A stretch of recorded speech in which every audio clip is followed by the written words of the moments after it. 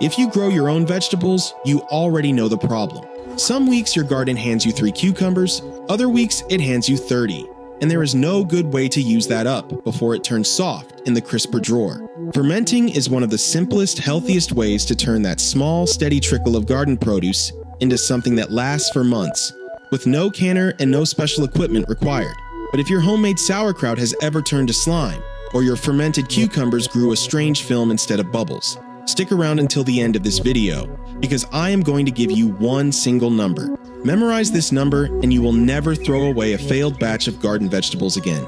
It is not a brand of starter culture, it is not a secret ingredient from a farmer's market. It is a precise ratio that food scientists have measured down to the decimal point. And once you know it, preserving your harvest stops being a gamble and starts being a formula.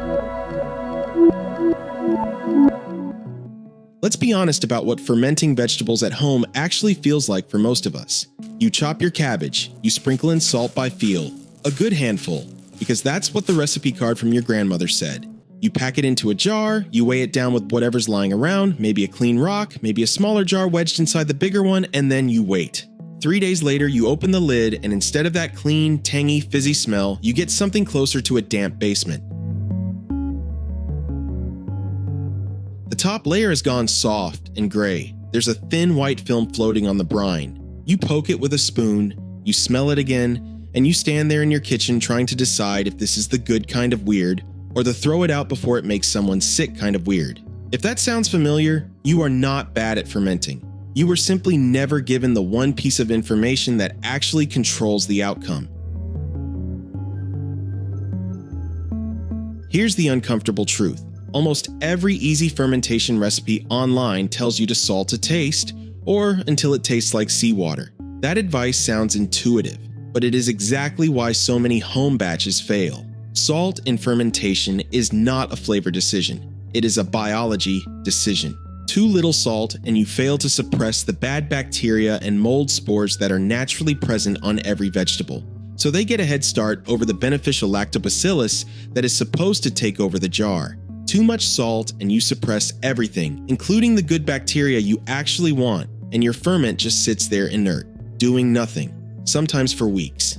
Salt to taste is not a recipe. It is a coin flip dressed up as a recipe. So what is the actual number? Food scientists who study vegetable fermentation have narrowed it down to a precise range, and it is tighter than you would think. We are talking about a window of roughly 1.5 percentage points. The difference between a jar that ferments perfectly in 3 to 5 days and a jar that either rots or refuses to bubble at all, and the number that sits right in the sweet spot of that window. The one extension researchers keep coming back to for most home vegetable ferments is 2.5% salt, measured by the combined weight of your vegetables and water. Not a pinch, not a handful, 2.5%. This is not a number I am pulling out of thin air. Food science research, including work coming out of land-grant university extension programs that study home food preservation, consistently lands in the same range, somewhere between 1.5% and 3% salt for raw vegetable fermentation, with 2.5% repeatedly singled out as the figure that delivers the most reliable, fastest, and safest fermentation across the widest range of garden vegetables. From cucumbers and green beans to carrots, zucchini, and even cherry tomatoes, basically anything that shows up in your garden in that steady summer trickle. Microbiologists who study this explain it simply. At that exact concentration, you create just enough osmotic pressure to slow down spoilage organisms and mold spores, while leaving the salt-tolerant lactobacillus bacteria, the ones responsible for that sour probiotic flavor, completely free to multiply and quietly take over the entire jar within days.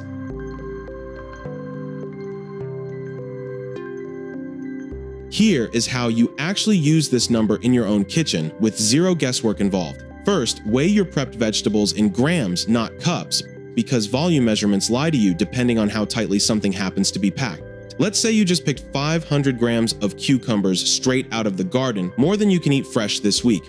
For a brine ferment, which is the easiest route for whole cucumbers, weigh out the water you will need to fully cover them in a jar, then multiply that water weight by 0.025 to get the exact grams of salt to dissolve into it before pouring the brine over the cucumbers. If you are working with shredded or chopped vegetables instead, Like cabbage, for a classic sauerkraut, you apply the same 0.025 multiplication directly to the combined weight of the vegetables, then massage that salt straight into them. Either way, that is genuinely the entire method. No tasting required, no nervous guessing, just a kitchen scale and one quick calculation. There is one more mistake that quietly compounds the salt problem, and it is the open jar. If you are fermenting in an open crock or a jar with a loose-fitting lid, you are inviting airborne mold spores to land directly on the exposed surface of your brine, which is exactly where that white film keeps coming from in the first place. This is precisely why serious home fermenters have largely moved away from open fermentation and towards sealed setups, using glass fermentation weights to keep every last piece of vegetable fully submerged below the brine line, paired with a simple airlock lid that lets built-up carbon dioxide escape without ever letting fresh oxygen and mold spores back in.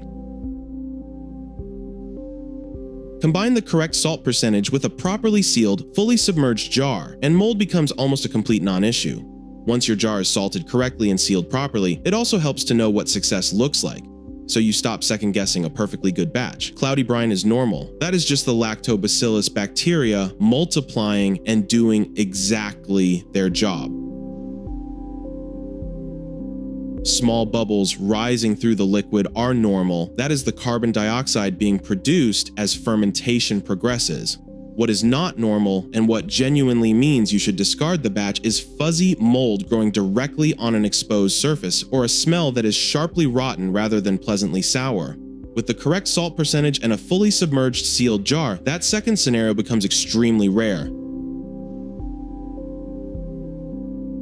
And here's a bonus most people do not expect. This exact 2.5% rule is not limited to cabbage and cucumbers. It works just as well on a rising trend in home fermentation right now: fermented legumes. Things like the peas and beans you might already be growing on a trellis, which ferment beautifully into a tangy, deeply probiotic side dish using the identical salt ratio and the identical submerged sealed setup described above. If you have only ever thought of fermentation as sauerkraut and kimchi, consider this your sign to branch out, because the underlying math does not change just because the vegetable in front of you does. So here is your homework for this week. The very next time your garden hands you more cucumbers, beans, or carrots than you can eat fresh, skip the guessing entirely, grab a kitchen scale, and calculate 2.5% of your combined vegetable and water weight in salt. Write that number down somewhere visible. Stick it on your fridge if you genuinely have to, because it is, without exaggeration, the single biggest lever you can pull to stop quietly wasting good garden vegetables on failed, moldy batches.